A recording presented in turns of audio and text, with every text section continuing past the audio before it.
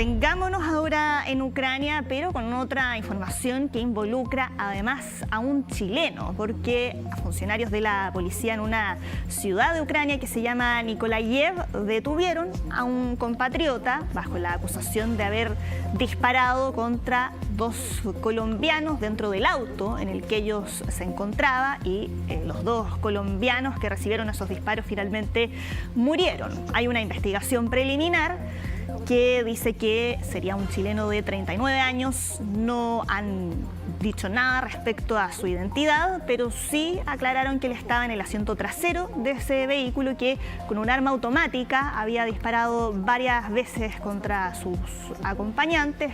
Ellos estaban en el puesto del conductor y del copiloto, y lo que dice la policía es que aparentemente la hipótesis que están ahora manejando es que el origen de todo esto habría sido una discusión entre el agresor y las víctimas. No se sabe por qué motivo, pero que los tres involucrados eran combatientes de las fuerzas de defensa de Ucrania y que por lo mismo ellos portaban armas en el vehículo. Se incautaron 3 armas.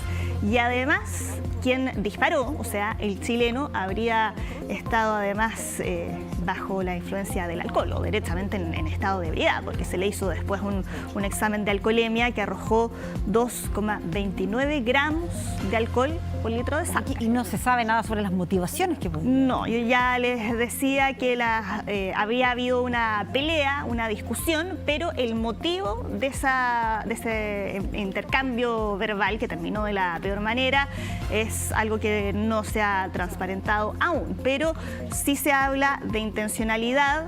Ya dijo la Fiscalía de Ucrania que se está investigando como un homicidio intencional de 2 personas y si es que condenan al autor de los disparos podría arriesgar hasta 15 años de cárcel o cadena perpetua. Además surgen tantas dudas. ¿Qué hacía ese chileno allá? ¿Desde hace cuánto tiempo estaba? ¿O cuál era su vínculo con estos ciudadanos colombianos? Todas esas dudas, pero sí, nada de eso se ha conocido todavía. Eso lo revelaron, dijeron que todos eran parte de las fuerzas de defensa de Ucrania. Hay una parte de las fuerzas de defensa de Ucrania que incluye voluntarios y ahí entran la categoría de extranjeros que quieren ahí ser parte y todos ellos habrían formado parte de esa instancia y ese sería el vínculo entre los 3 protagonistas de esta historia.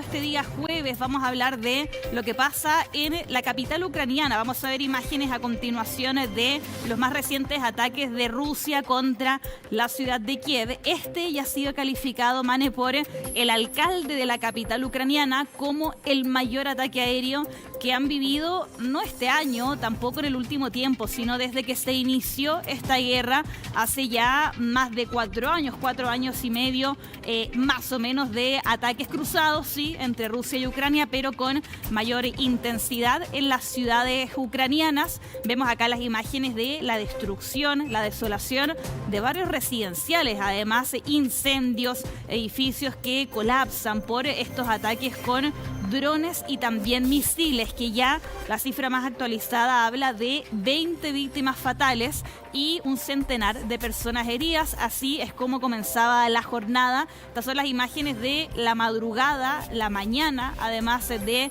lo que pasó allá en Kiev, todas las explosiones que se han registrado solo este día jueves, Mane, con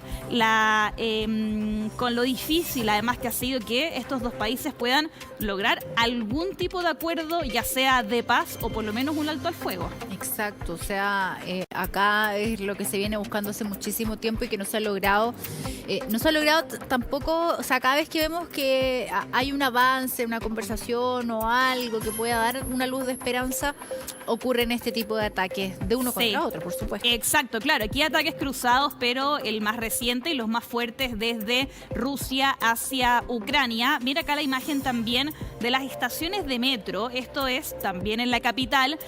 Hay un sistema sistema de alerta para los residentes de Kiev que les permite de alguna forma evacuar y refugiarse, en este caso en las estaciones del tren subterráneo. Las autoridades estimaban que además se recibieron a la mayor cantidad de residentes de Kiev desde que inició la guerra. Hablaban de más o menos 52.500 personas que pasaron la noche. O sea, acá no es solamente un rato que están al interior de aquellas estaciones del metro, sino que tienen que esperar que pase toda la emergencia y recién allí salir de esa zona. Había familias completas, niños, mascotas incluso. Veíamos imágenes de carpas de camping que llevan para poder pasar tal vez una noche un poco más cómoda en medio de todos estos ataques que ya Volodymyr Zelensky, que estaba en una visita de Estado en el extranjero, decía: están preparando un ataque fuerte contra la capital, y efectivamente se concreta horas después con estas imágenes desoladoras que llegan desde las calles de Kiev. ¿A dónde nos vamos ahora?